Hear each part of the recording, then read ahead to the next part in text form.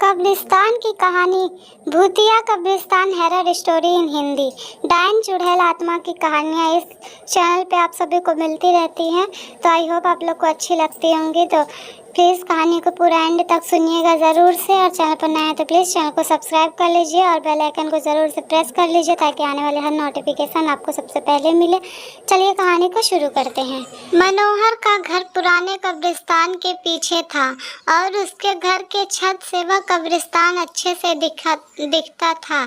वह रोज उसे कब्रिस्तान को पार करके ही अपने काम पर जाता था। मनोहर के 2 बच्चे थे और दोनों बच्चे बड़े ही शैतान थे। बड़े बेटे का नाम रॉकी और छोटे बेटे का नाम विक्की था। एक बार गर्मी की छुट्टियों में रॉकी और विक्की की बहन सोनिया भी आई हुई थी।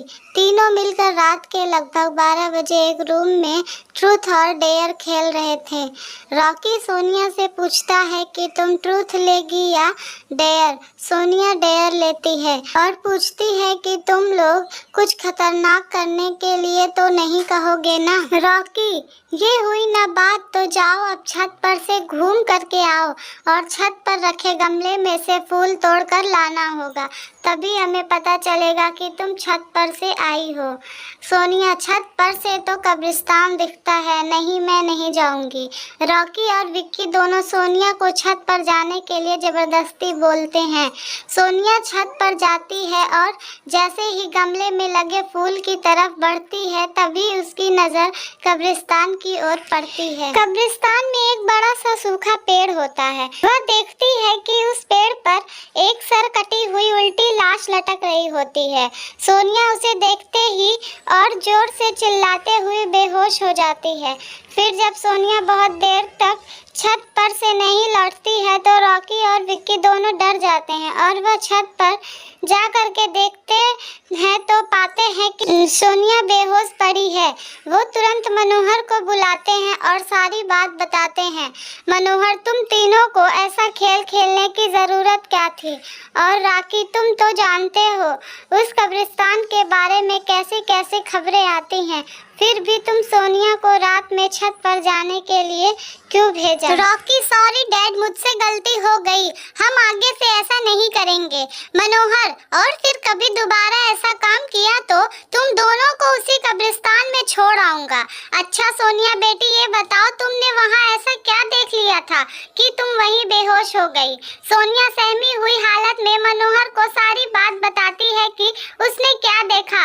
मनोहर ने उस कब्रिस्तान के बारे में ऐसे खबरें पहले भी सुनी हुई थी, इसलिए वह सोनिया को डांटता नहीं है और बच्चों को संभल कर रहने की सलाह देता है। एक दिन मनोहर को काम से छुट्टी मिलने में देर हो जाती है और उस दिन उसे ऑटो भी नहीं मिलता है।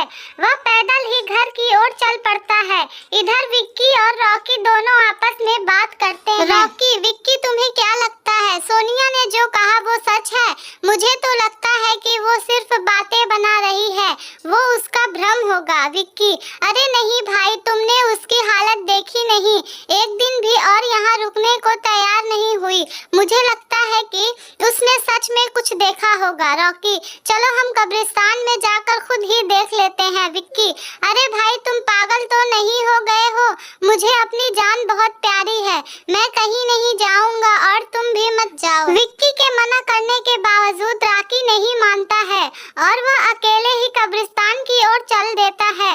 कब्रिस्तान का दरवाजा खोलता है और अंदर चला जाता है। वह उस पेड़ के ओर भी देखता है जिस पर सोनिया के सर कटी हुई उल्टी लाश दिखी थी। रॉकी खड़े होकर उस पेड़ की ओर देखता है, तभी एक अदृश्य हाथ उसके पैरों को पकड़ लेता है। रॉकी डर जाता है और जोरों से चिल्लाने लगता है, बचाओ बचाओ, छोड़ दो मुझे, मुझसे गलती हो गई, मैं फिर कभी यहाँ दोबारा नहीं आऊँगा।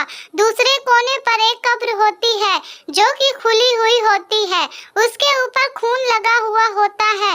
वह अदृश्य हाथी रॉकी को खींच कर लाते हैं और उस कब्र में ढकेलने की कोशिश करने लगते हैं। रॉकी चिल्लाता है, छोड़ दो, मुझसे गलती हो गई, मैं फिर यहाँ कभी नहीं आऊँगा, मुझे मत मारो, मुझे जाने दो। मनोहर काम से पैदल घर पहुँचने वाला ही होता है। जैसे ही वह कब्रिस्तान से गुजरता है उसे रॉकी की आवाज़ सुनाई देती है, मनोहर, ये क्या? ये तो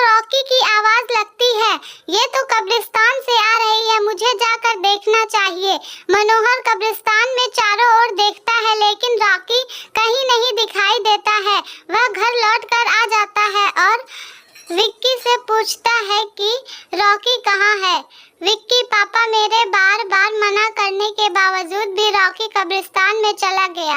वो जानना चाहता था कि सोनिया जो कह रही थी वो सच है या नहीं। मनोहर, हमारे पास समय बिल्कुल भी नहीं है। जाओ, घर के मंदिर में शंख में जो जल रखा है वो जल्दी से लेकर आओ। हमें रॉकी को खोजने कब्रिस्तान जाना पड़ेगा। विक्की वो जल लेकर आता है। मनोहर और विक्की कब्रिस्तान में जाते हैं। मनोहर जल छिड़कता है, फिर उसे किसी के घसीटने का निशान दिखाई देता है।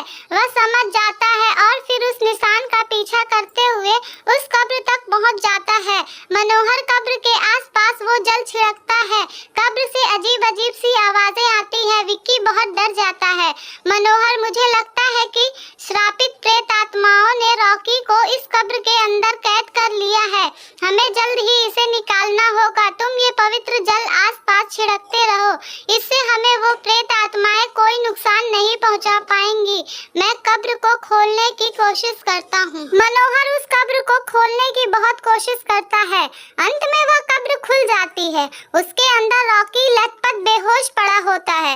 मनोहर रॉकी को लेकर हॉस्पिटल जाता है। उसकी हालत बहुत गंभीर होती है। उस दिन के बाद मनोहर उस घर को छोड़कर शहर से दूर एक दूसरे घर में अपने पूरे परिवार के साथ रहने लग जाता है। आई होप सो आप लोग को ये कहानी पसंद आई होगी। अगर पसंद आए तो प्लीज लाइक करिएगा और कमेंट करके जरूर बताइएगा। तो तब तक के लिए बाय बाय। मिलते हैं फिर एक नई कहानी के साथ।